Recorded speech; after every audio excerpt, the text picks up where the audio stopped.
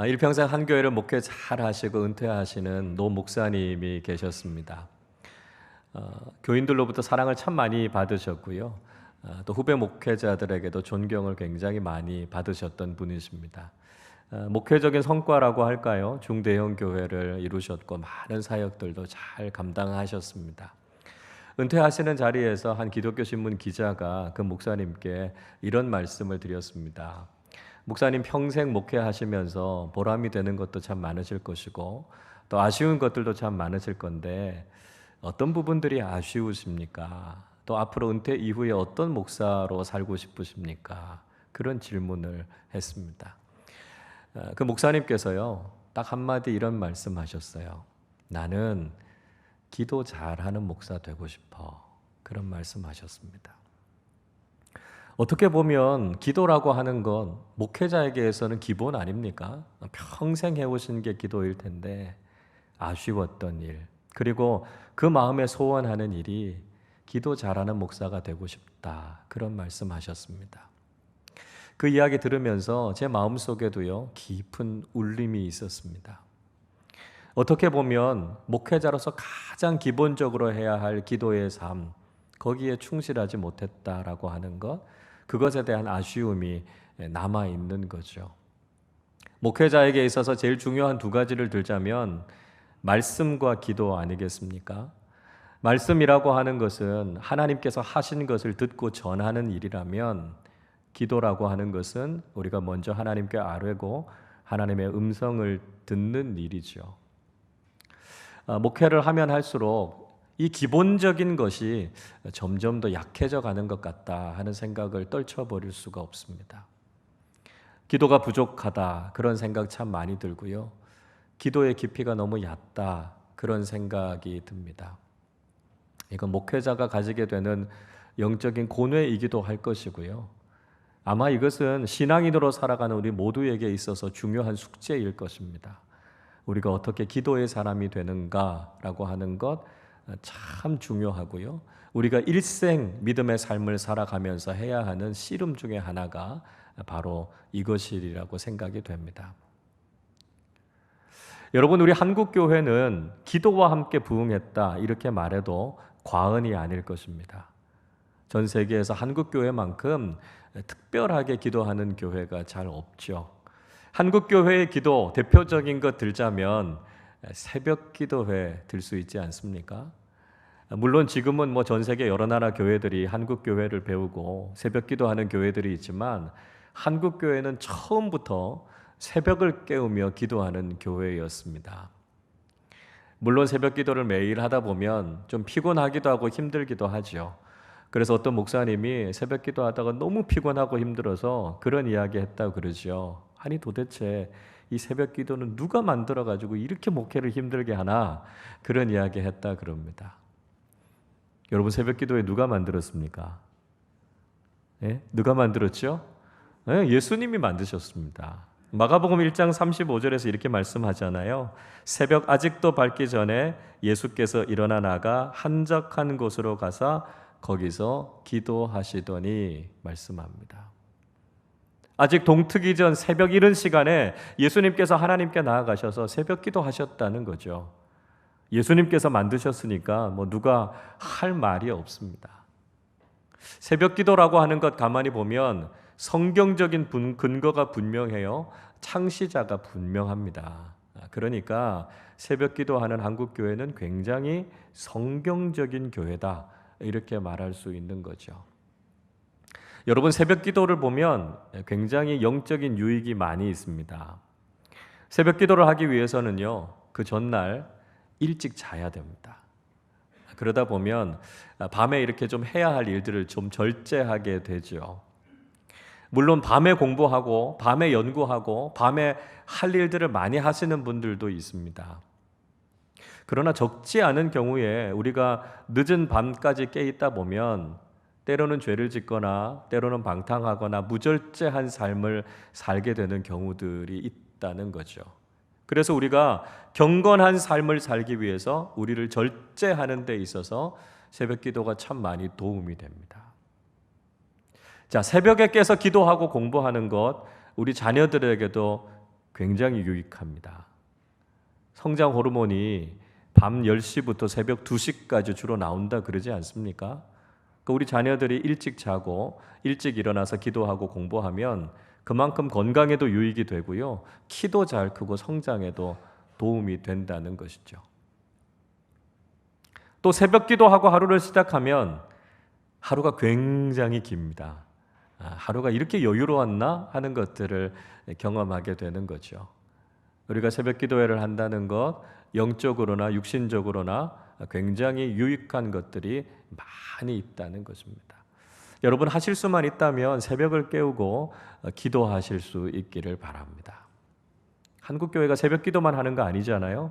수요 기도회 하지요, 금요 기도회 하지요, 철야 기도회 하지요, 특별 새벽 기도회 하죠.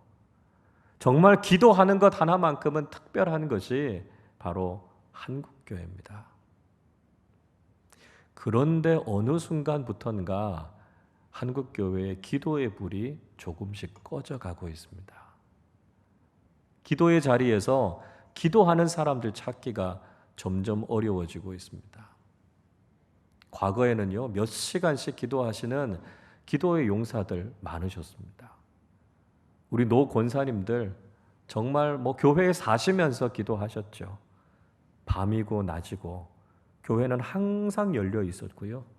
교회에서 기도하는 소리는 끊어지지 않았습니다. 그런데 어느 순간인가 교회에서 점점 기도하는 소리가 작아지고 기도의 능력들도 사라지고 있습니다. 한국교회가 왜 영적으로 잠들어 있을까요? 왜 영적인 영향력들을 점점 잃어가고 있을까요? 그것은 우리가 마땅히 해야 하는 기도하는 일들을 우리가 소홀하게 하고 있기 때문이 아닌가 우리 생각하게 됩니다. 교회의 본질적인 모습을 만민이 기도하는 집이다 그렇게 말씀하지 않습니까? 이사야 56장 7절에서 이렇게 말씀하지요. 내가 곧 그들을 나의 성산으로 인도하여 기도하는 내 집에서 그들을 기쁘게 할 것이며 그들의 번제와 희생을 나의 제단에서 기꺼이 받게 되리니 이는 내 집은 만민이 기도하는 집이라 일컬음이 될 것임이라 말씀하고 있습니다. 하나님께서 성전을 가리켜서 만민이 기도하는 집이다 이렇게 말씀하셨습니다. 예수님께서도 이 말씀 인용하시면서 성전이 만민이 기도하는 집이 되어야 하는데 물건을 사고 파는 강도의 소굴이 되어버렸다 탄식하지 않으셨습니까? 어느 한국교회의 위기가 어디에 있습니까? 만민이 기도하는 집이라고 하는 교회의 본질을 상실하고 있는 것은 아닌가 우리는 깊이 반성해 볼 필요가 있을 것 같습니다.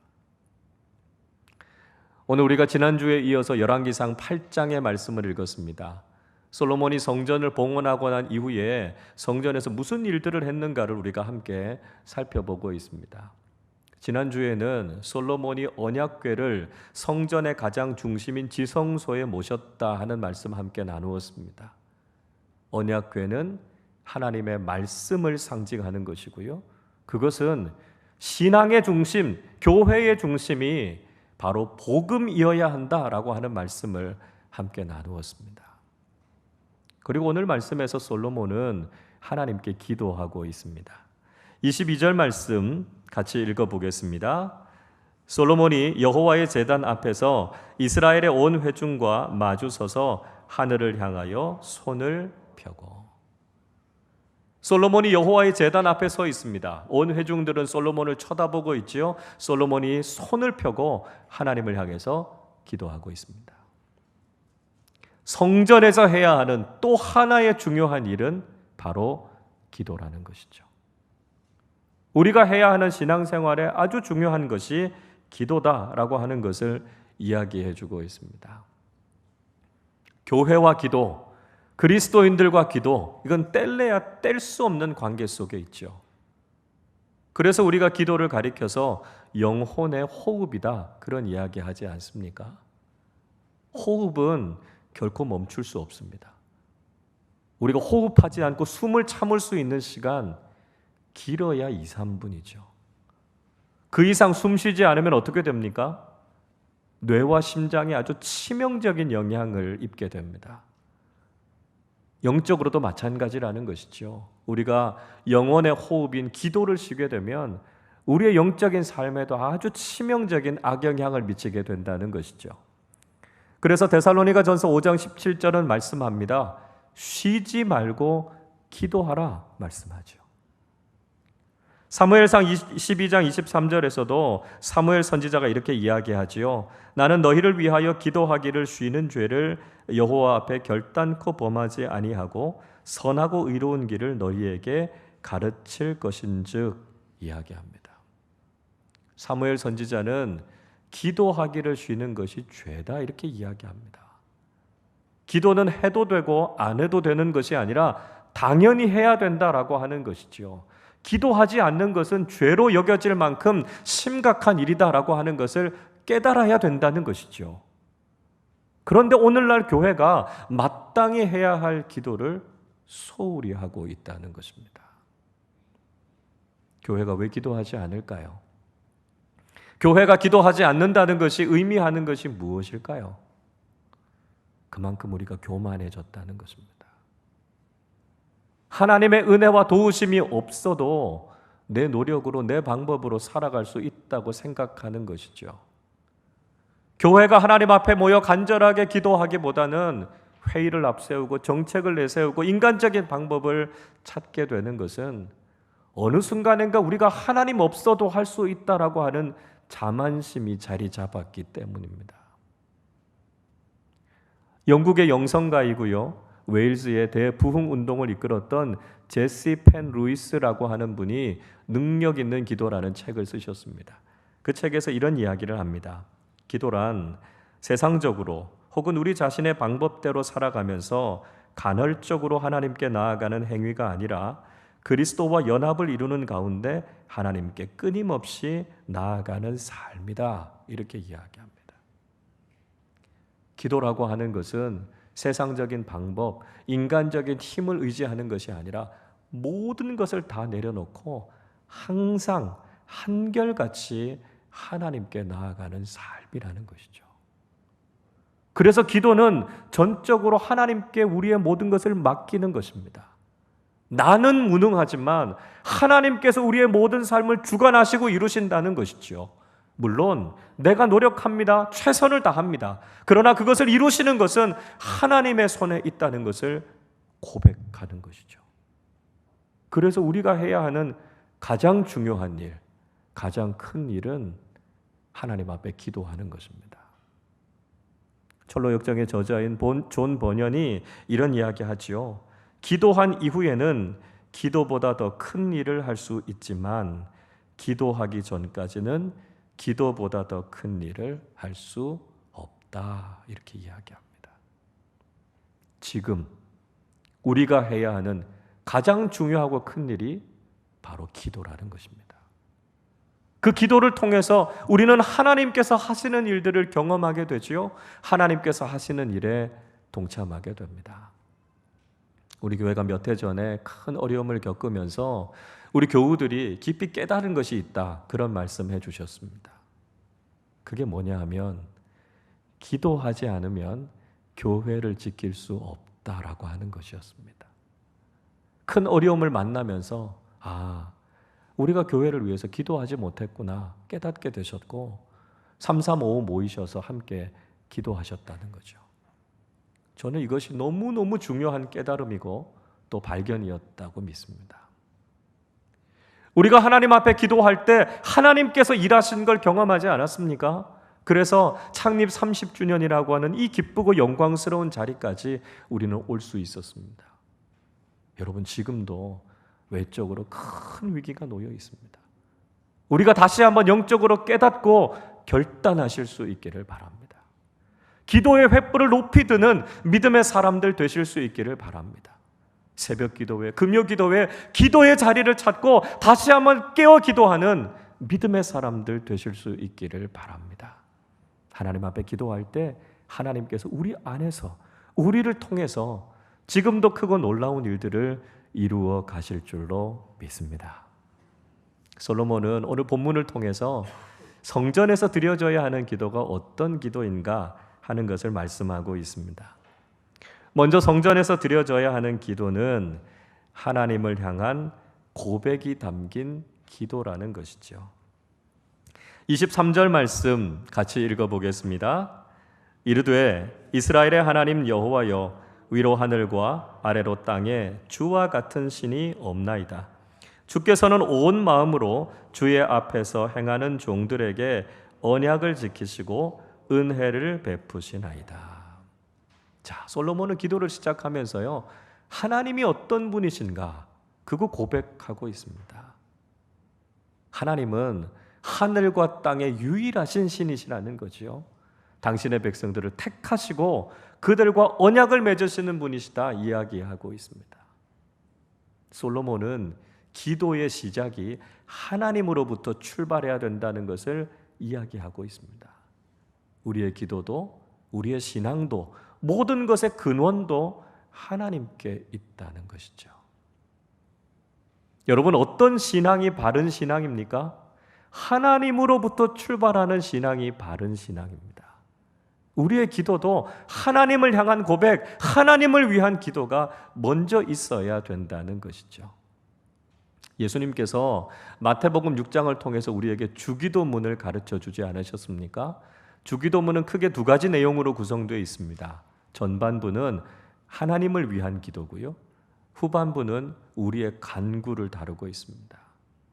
예수님께서는 우리가 먼저 기도할 때 하나님의 이름을 위한 기도, 하나님의 나라를 위한 기도, 하나님의 뜻을 위한 기도를 먼저 해야 된다고 말씀합니다. 여러분, 우리의 기도는 어떻습니까? 우리의 간구, 우리의 소원이 먼저가 아니고요, 하나님의 영광, 하나님의 이름, 하나님의 나라와 하나님의 뜻을 구하는 기도가 먼저 되어야만 우리의 기도가 성숙한 기도가 될 수 있다는 것입니다. 우리의 기도의 출발점이 무엇인가라고 하는 것이 우리의 신앙이 얼마나 성숙하고 바른 신앙인가 하는 것을 판가름 짓는 굉장히 중요한 척도라는 것을 우리는 꼭 기억해야 된다는 것이죠. 두 번째로, 성전에서 드려져야 하는 기도는 약속을 이루실 것을 요청하는 기도입니다. 24절 말씀 우리 같이 읽어보겠습니다. 주께서 주의 종 내 아버지 다윗에게 하신 말씀을 지키사 주의 입으로 말씀하신 것을 손으로 이루심이 오늘과 같으니이다. 솔로몬은요, 아버지 다윗에게 하셨던 언약을 하나님께서 이루셔서 이렇게 성전을 짓게 됐습니다. 그 고백하고 있습니다. 25절에서도 다윗에게 주셨던 그 약속을 충실하게 잘 지키면 다윗의 후손들을 통해서 그 왕위가 끊이지 않을 것이다, 하나님께서 그렇게 약속해 주셨다는 거예요. 하나님께서 하신 말씀, 하나님께서 하신 약속을 확실하게 지켜주십시오. 솔로몬이 그렇게 간구하고 있습니다. 하나님께서 들어주시지 않을 수 없는 기도가 있다, 그런 말씀 제가 한번 드렸습니다. 어떤 기도냐 하면 하나님의 말씀을 근거하고 드리는 기도입니다. 하나님은 말씀을 번복하지 않으시거든요. 그래서 하나님의 말씀을 의지하고 기도하면 하나님께서 반드시 응답하십니다. 민수기 23장 19절에서 이렇게 말씀하죠. 하나님은 사람이 아니시니 거짓말을 하지 않으시고 인생이 아니시니 후회가 없으시도다. 어찌 그 말씀하신 바를 행하지 않으시며 하신 말씀을 실행하지 않으시랴. 예전에 개역 한글판 성경에는 거짓말을 하지 않으시고 라고 하는 말을 시건치 않으시고 이렇게 번역하고 있습니다. 하나님은 말씀을 먹어버리는 분이 아니시라는 거죠. 난 그런 말 한 적 없어, 하나님 그렇게 말씀하시지 않는다는 겁니다. 사람들은 말을 바꾸지요, 거짓말하기도 합니다. 그러나 하나님은 한 번도 그 말씀을 어기신 적이 없으시다는 것입니다. 그래서 우리가 하나님을 향해서 신실하시다, 믿음직하다, 우리가 그 고백하는 것이죠. 그래서 우리가 하나님께서 주신 약속의 말씀을 붙잡으면 하나님께서 그 말씀대로 이루신다는 것입니다. 그래서 우리가 기도할 때 하나님의 말씀을 따라 기도하는 것이 아주 중요하다는 것을 깨달아야 된다는 것이죠. 마지막 세 번째로 성전에서 드려져야 하는 기도는 응답을 기대하면서 드리는 기도다 말씀하고 있습니다. 28절 말씀 같이 읽어볼까요? 그러나 내 하나님 여호와여, 주의 종의 기도와 간구를 돌아보시며 이 종이 오늘 주 앞에서 부르짖음과 비는 기도를 들으시옵소서. 솔로몬은 하나님께서 자신의 기도에 관심을 가져달라, 기도하고 있는 자신을 돌아보아 달라 이렇게 말씀하고 있습니다. 그리고 들어주십시오, 응답해 주십시오 간절하게 간구하고 있습니다. 놀라운 것은 하나님께서 그런 약속을 하셨다는 거죠. 하나님의 이름을 그 성전에 두겠다고 말씀하시고 그 성전에서 기도하는 기도의 소리에 귀를 기울이시겠다는 것입니다. 그리고 하나님께서 들으시고 그 기도에 응답해 주시겠다 약속하셨습니다. 솔로몬은 그런 고백합니다. 어떻게 그 크고 놀라우신 하나님께서 인간의 손으로 지은 이 성전에 거하겠습니까? 그건 겸손하게 고백하죠. 그런데 하나님께서 놀라운 축복을 주셨습니다. 하나님께서 그 성전에 임재하시겠다고 말씀하셨죠. 그리고 그곳에서 드리는 기도를 들으시겠다고 말씀하셨습니다. 이것이 교회에 주신 하나님의 축복입니다. 교회가 함께 모여 하나님 앞에 기도할 때 하나님의 눈이 거기 있겠다는 거죠. 하나님께서 그 기도에 귀를 기울이시겠다는 것입니다. 그리고 그 기도에 응답해 주시겠다 약속하셨습니다. 물론 교회에서 기도해야만 다 응답되는 것은 아닙니다. 그러나 수없이 많은 믿음의 선조들이 교회를 지키면서 함께 모여서 하나님 앞에 기도했습니다. 그리고 교회가 그렇게 깨어 기도할 때 그 기도가 하나님께 상달됐고요, 하나님께서 그 기도에 응답하셔서 얼마나 놀라운 일들을 이루셨는가라고 하는 것을 우리는 경험해 오지 않았습니까? 그래서 예수님께서 마태복음 18장 19절 20절에서 이렇게 말씀해 주셨습니다. 진실로 다시 너희에게 이르노니 너희 중에 두 사람이 땅에서 합심하여 무엇이든지 구하면 하늘에 계신 내 아버지께서 그들을 위하여 이루게 하시리라. 두세 사람이 내 이름으로 모인 곳에는 나도 그들 중에 있느니라. 우리가 주님의 이름으로 함께 모여 기도할 때 주님께서 우리와 함께 하시겠다고 약속하셨고요, 그 기도에 응답하시겠다 말씀해 주셨습니다. 여러분, 우리가 이 약속의 말씀을 믿고 하나님의 집에 함께 모여 믿음으로 기도할 때 우리의 기도에 응답해 주시는 하나님의 놀라운 은혜와 축복을 경험하게 될 줄로 믿습니다. 모범적으로 사역을 참 잘하시고 또 교회가 그렇게 잘 부흥하고 성장한 교회가 있었습니다. 한 기독교 방송에서 그 부흥과 성장의 비결이 뭔가 알아보기 위해서 취재를 나왔습니다. 그 목사님이 기자에게 우리 교회는 목회 발전소가 있다 그런 말씀하셨습니다. 그리고 그 기자를 데리고 본당 아래쪽에 있는 기도실로 데리고 가셨습니다. 거기 가보니까요, 한 20여 명 정도 들어갈 수 있는 중보 기도실이 있었고요, 또 한 15개 정도 되는 개인 기도실이 있었습니다. 그리고 목사님이 그 말씀하셨습니다. 우리 교회는 주일이든 평일이든 기도 소리가 끊이지 않는 교회입니다. 우리 교우들이 늘 교회를 찾아서 함께 기도하고 부르짖어서 하나님 앞에 기도합니다. 우리 교회의 부흥의 비결은 바로 하나님께 드리는 이 기도입니다. 그런 이야기 하셨습니다. 기도의 불이 꺼지지 않는 교회, 하나님 앞에 부르짖어 기도하는 교회가 바로 하나님께서 이 시대에 사용하시는 교회라는 것을 우리는 잊지 말아야 한다는 것이죠. 여러분, 우리 교회가 창립 30주년을 맞으면서 다시 한번 하나님께 기도하는 교회로 거듭나실 수 있기를 바랍니다. 30년의 지난 역사를 다시 한번 돌아보면서 우리는 신앙의 본질을 붙잡는 교회가 되어야 할 것입니다. 복음 중심적인 신앙, 말씀 중심적인 공동체가 되어서 하나님의 영광을 경험하는 우리 아름다운 교회 공동체가 될 수 있기를 바랍니다. 동시에 기도의 횃불을 높이 들고 하나님께서 받으시는 믿음의 간구를 통해 지금도 우리 교회를 주목하시고 우리의 기도에 응답해 주시는 하나님의 풍성한 은혜를 경험하실 수 있기를 바랍니다.